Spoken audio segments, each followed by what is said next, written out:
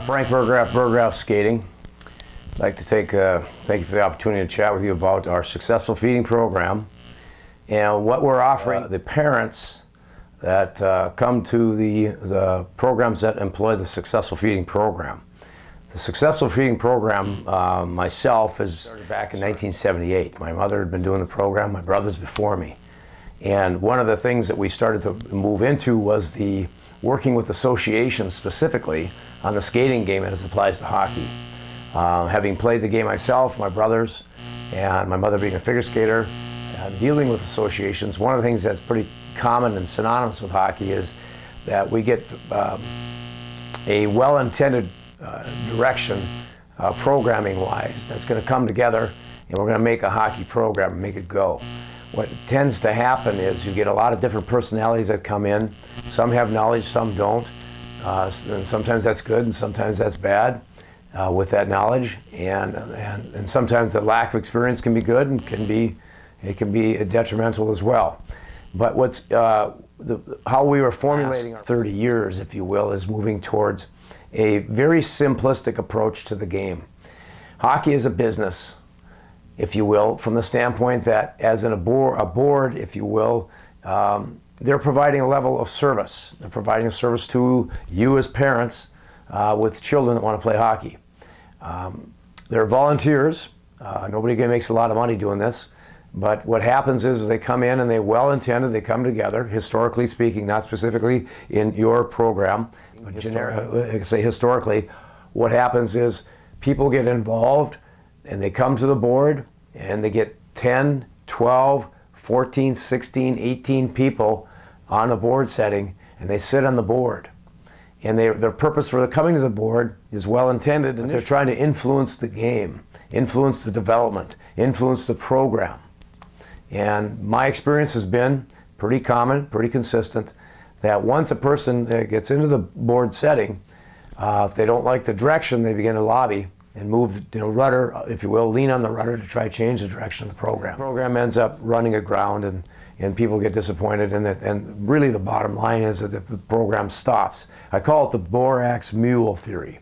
You hook up 20 mules to a wagon and they're all set, all excited to go. All you need is one or two of them to move away from being a mule, a donkey if you will, and being stubborn and not move. There's another name but I won't use it, but they're so stubborn they're not going to move. And the whole process stops, the wagon stops. It's full of our kids in the program, and they don't get to move where they want it. So what we do in the successful feeding program is apply that experience and say this, the people that are running the association right now, you are a business. What is your business plan? Who is your customer? The customer is obviously the children who are playing the game of hockey. They're trying to provide a level of experience, of knowledge, to the program so that when these kids show up, they get better at the game. Very simplistic approach. Coaches coach. We give the coaches a linear line of development. They have the options that are in the successful feeding program where they choose to do the clinic. We teach the coaches some of the fundamental skating and skill sets, things with puck control, passing, drills that work, drills that are not just drills all over the place, but on a linear line of development. It's like a business plan that we have, and we have a sign out front that says we're developing hockey players. Come on in. We're selling pizza, okay? Or a menu. What can you expect when you walk in, when you see the sign that tells you you want a pizza? There you are, here's your menu. You're not going to find hot dogs, or you're not going to find hamburgers. You're here for pizza. What happens is sometimes we bring people that have been making hot dogs or hamburgers at another place. They come in, they want to try to sell, I've got a great idea, and they try to take the focus away from pizza to all the other aspects they may have experience with. And sometimes that is well intended, like I said, but eventually what happens is it breaks down. The successful feeding program is very specific, very simplistic. We reduce the number of, quote, board members to an executive concept of team members that move the program. Board members tend to sit on the board, where we go to committee concepts. Committees tend to be standing on a committee. They can move easier, and they do 3 things well, or they'll do 20 things terrible. We want to make sure that people volunteer, come forward with talent. We need somebody to run a marketing program. We need somebody to run the tournaments. We need somebody to run, that's because computer savvy, has IT backgrounds that can run the website, can run the scheduling, all those types of things. There's a lot of things that associations can do without having, again, maybe 10 or 12 or 14 people solely responsible for running the program. And we want to move the program, the Successful Feeding Program, to association, your association, where we're working very cleanly and where we're focused on the linear line of development. When I say coaches coach, coaches coach. There's a standard. Ideally, the high school coaches involved with boys and with girls. Those coaches work with the other coaches up, down through the ranks, and everybody speaks one standardized language, a linear line of development. It's associated, like example would be a building a house. We have a blueprint that we follow. The people that are excavating are critical that they dig the right type of hole. The people that put the foundation in, critical that they do that it's squared, that we can put the weight on it. And we don't try to go quickly build the roof, bring the windows in, or get out of track. We follow a plan. When it's all said and done, it looks like a house like it's supposed to, and we can sell it. People will start to buy the product. It's a lot like music. If anybody's played a musical instrument, you can't just pick it up and start playing it. If you do, it's noise.